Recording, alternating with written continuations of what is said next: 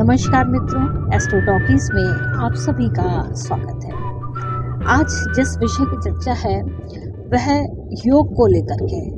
यह जो योग है वह चंद्रमा और शनि के द्वारा बनने वाला योग होता है और इसका योग का जो संबंध होता है वह दृष्टि के माध्यम से बन जाए या स्थान परिवर्तन के नाम से बन जाए या एक दूसरे संगठित होकर के एक ही राशि में बैठ जाए तो यह योग बन जाता है।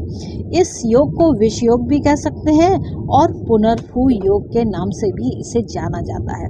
तो यह योग करता क्या है? देखिए यहाँ पर क्या है, जो चंद्रमा के जो कैरेक्टरिस्टिक हैं वह थोड़ा सा तेज गति से चलने वाले हैं। वहीं जो शनि है वह क्या करते हैं, बहुत धीरे धीरे चलते हैं। इतने धीरे चलते हैं कि आपके धैर्य की सीमा ही खो देते हैं। तो ऐसे में जब आप अपना धैर्य खो देते हैं तो इसका जो प्रभाव पड़ता है वह अच्छा नहीं पड़ता है। यानी कि यहाँ जो चंद्रमा जो मन को प्रदर्शित करता है वह तीव्र गति से चलता है। मन में विचार आते हैं, आप कुछ न कुछ से कुछ सोचते चले जाते हैं। लेकिन शायद शनि यानी कि जो कर्म को दिखाने वाला जो प्लैनेट है वह क्या करता है, वह बिल्कुल चंद्रमा की गति के साथ चल नहीं पाता। तो जो चंद्रमा की गति के साथ वह चल नहीं पाता है तो यानी कि ये मिसमैनेजमेंट हो जाता है। मन कुछ और सोच रहा है और जो शरीर काम करने का है वह कुछ और सोच रहा है, वह कर ही नहीं पा रहा है जिस हिसाब से चंद्रमा चल रहा है। तो इन दोनों का जो मिसमैच होता है, इस मिसमैच के कारण यहाँ पर जो प्रभाव है वह उतना अच्छा नहीं हो पाता। यानी कि जो आपने सोचा है वैसा होता नहीं। तभी कहते हैं ना कि जब विषयोग होता है तो क्या जो भी काम सोचो वह होता ही नहीं है। तो यहाँ पर थोड़ा सा धैर्य रखने की आवश्यकता होती है। यानी कि आपको शनि के बराबर अपने कदमों को चलाना होगा। यानी कि जो मन की गति है उसको थोड़ा सा कंट्रोल भी करना होगा। या यहाँ पर यह भी हो सकता है इस कारण से डिप्रेशन आ जाता है कि आपने क्या क्या सोच रखा था और हुआ कुछ भी नहीं। तो इसके दोष से जो अगर मुक्ति पानी है तो आपको भगवान शिव की आराधना करनी चाहिए। जब आप शिव की आराधना करते हैं सोमवार और शनिवार को विशेष कर से आप शिव भगवान की प्रार्थना कीजिए, उनसे पूजा कीजिए। जो भी आप विधा जानते हैं आप व्रत रह सकते हैं और साथ में प्रदोष का व्रत अवश्य रहें। ऐसा करते हैं तो आपको इस पुनर्भू योग से यहाँ पर जो इसका दुष्प्रभाव होता है उससे आपको मुक्ति मिलती है। यह जो दोष है बड़ा चर्चा में रहता है कि कभी कहते हैं कि पहले और सातवें भाव से अगर संबंध रख देता है तो शादी विवाह में बहुत ही ज़्यादा मनमाफिक चीज़ें नहीं मिल पाती हैं, मनचाहा वर नहीं मिल पाता है।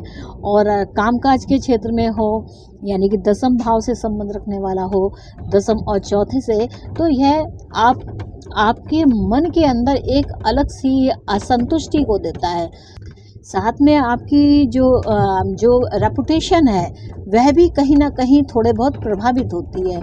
अगर यह तीसरे भाव और नवम भाव से इसका संबंध हो तो आप जैसा सोच रहे हैं कम्युनिकेशन करने के लिए उसमें आपका भाग्य साथ नहीं देता है। आप जैसा भी काम करना चाहते हैं पर वह हो नहीं पाता है। इसी प्रकार दूसरे और अष्टम भाव में इसका अगर संबंध हो तो यहाँ पर क्या होता है कि फैमिली की जो रिलेशन है उसमें इस दोष को देखने को मिलता है।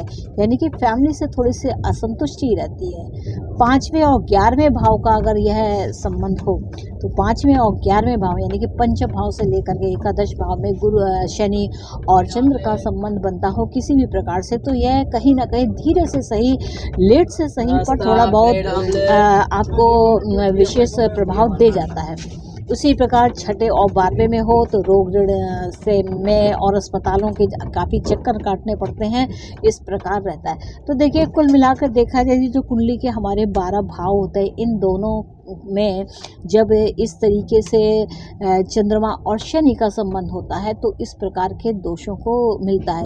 विशेष जो इसका दुष्प्रभाव है वह पहले और सप्तम भाव में है। इसमें विवाह से संबंधित जो भी चीज़ें होती हैं उसमें काफ़ी देरी होती है या संतुष्टि नहीं होती है, और आप जिस मन के साथ सोच रहे होते हैं वैसा जीवन साथी आपको ना मिले, ऐसी असंतुष्टि यहाँ पर आती है। इन सब दोषों से अगर मुक्ति पानी है तो भगवान शिव की पार्वती जी के साथ में आराधना करें, आपको इसमें सफलता मिलेगी। लेकिन फिर भी मैं ये कहूँगी कि अगर आपको यह विषयोग है तो थोड़ा सा धैर्य से काम लीजिए और आप अपने जीवन को बनाने में सफल हो जाएंगे।